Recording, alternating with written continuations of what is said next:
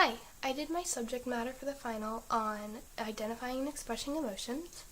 I had this as a hybrid lesson so that it would be half online and half in class. The online portion of this is more of a supplemental tool. Identifying and expressing emotions is a very big social skill, so you obviously need to be in a social situation for that to really happen. But I do believe that the online stuff that I've created would really benefit students so that they can take a break from the social aspect and just kind of focus on those skills by themselves.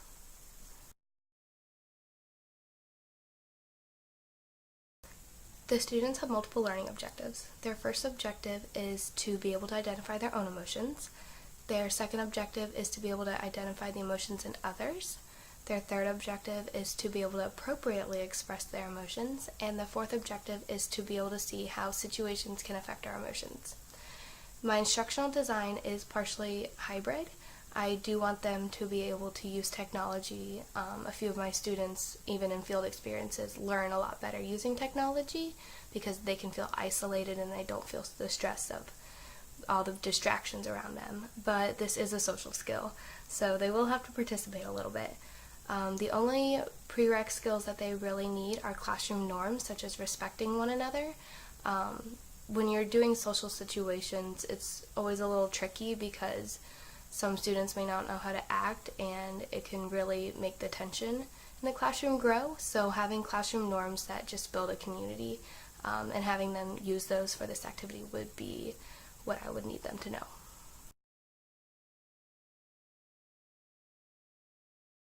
What I want the students to be able to do is to go through all the activities and then make responses in their social skills journals, which is something that I really want to do with my future students. I've seen it be done in a few classrooms, and I think it's a really great thing. And then in class, we would be doing things to build off of that, such as skits and role-playing and reflections, those kind of things. And then for Bloom's taxonomy, the online lessons is kind of more of the understanding, remembering, and applying levels, whereas the in-class activities are up towards the top of Bloom's taxonomy.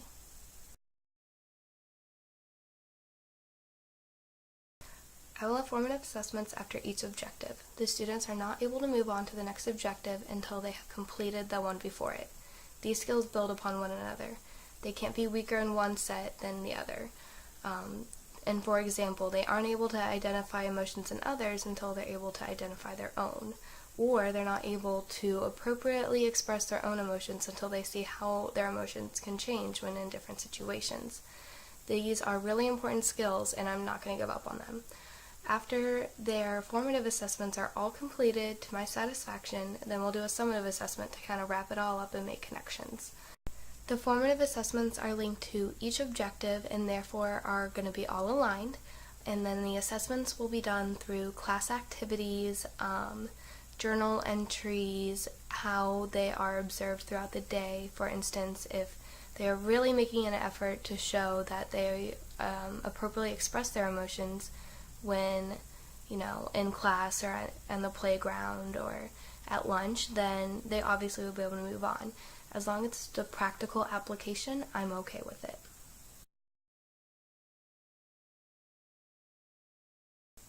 For the future, if I were to actually use this in a classroom, I would make it detailed to include all of my students' interests because I know that's very important. I would also want an actual LMS system. I'm really interested in those, but it's something that I'm not quite sure how to completely set up without knowing my students or the school district that I'm at. I'd be really interested in one of those and linking it to that and making it something that they're used to using. I definitely wouldn't want this to be the only activity that we've done online. If it's gradually incorporated into the classroom and they're very comfortable with it, I think they'll get more out of it. And I also would like to find an interactive game. I kind of looked for some, but they all seemed really lame and looked like something that the kids would rather not play with. So I would like to take more time to find games and other activities that maybe I didn't create but another teacher did, just to give them something that's fun. I think that, all the learning in the world shouldn't be boring and tedious. It should be fun. And something like this, such as a social interaction, should be fun. So that's something that I would really like to improve for the future.